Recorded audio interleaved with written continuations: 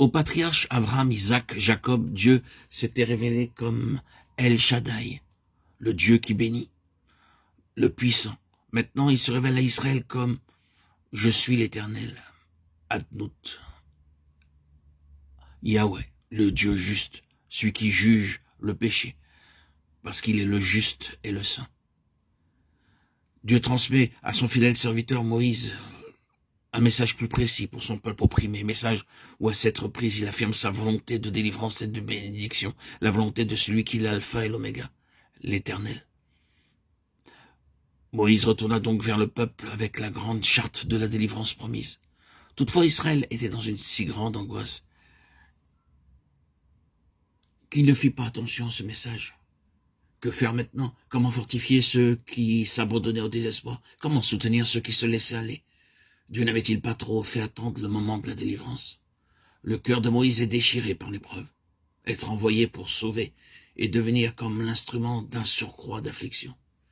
Quelle foi puissante il fallut pour traverser victorieusement cette période douloureuse.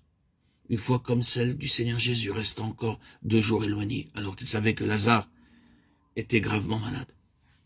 Il y a bien quelque chose de la communion de ses souffrances pour l'ouvrier qui doit attendre l'heure de Dieu et rester dans le silence, témoin insensible et impuissant en apparence de l'agonie d'âme de ceux qui traversent la fournaise.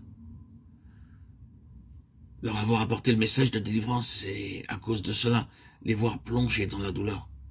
Cependant, devoir attendre. Alors le disciple connaît quelque chose de l'émotion du Seigneur auprès du tombeau de Lazare, même s'il a la parfaite assurance que les affligés entendront la voix ordonnant la sortie du tombeau, signal d'une vie nouvelle dans la puissance de sa résurrection. En ce moment, Moïse souffre infiniment plus avec les Israéliens et pour eux qu'il ne l'avait fait autrefois, alors que cédant à la colère, il avait tué l'Égyptien. Devenu méditatif, silencieux, il a une capacité de souffrance plus grande, et le cruel esclavage où il voit ses frères plonger jette comme un voile de deuil sur son cœur. Aussi, quand il reçoit à nouveau l'ordre de se rendre chez Pharaon, il répond à Dieu, « Voici, les enfants d'Israël ne m'ont pas écouté. Comment Pharaon m'écoutera-t-il » Exode 6, 12.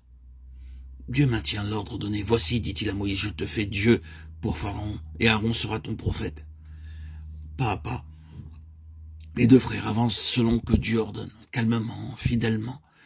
Ils obéissent aux directions qu'ils reçoivent. Et leur foi augmente en constatant que Dieu agit rendant ainsi témoignage aux paroles prononcées en son nom. Désormais, il y a plusieurs reprises dont nous trouvons cette déclaration dans le récit sacré. Moïse et Aaron firent ce que l'Éternel leur avait commandé. Ils firent ainsi. Exode 7, 6. La première manifestation de la puissance divine en ces instruments, ce fut la verge changée en serpent. Miracle que Dieu avait déjà donné à Moïse le jour qu'il l'appela. À mesure que la foi des instruments choisis augmente, la grandeur des prodiges augmente aussi.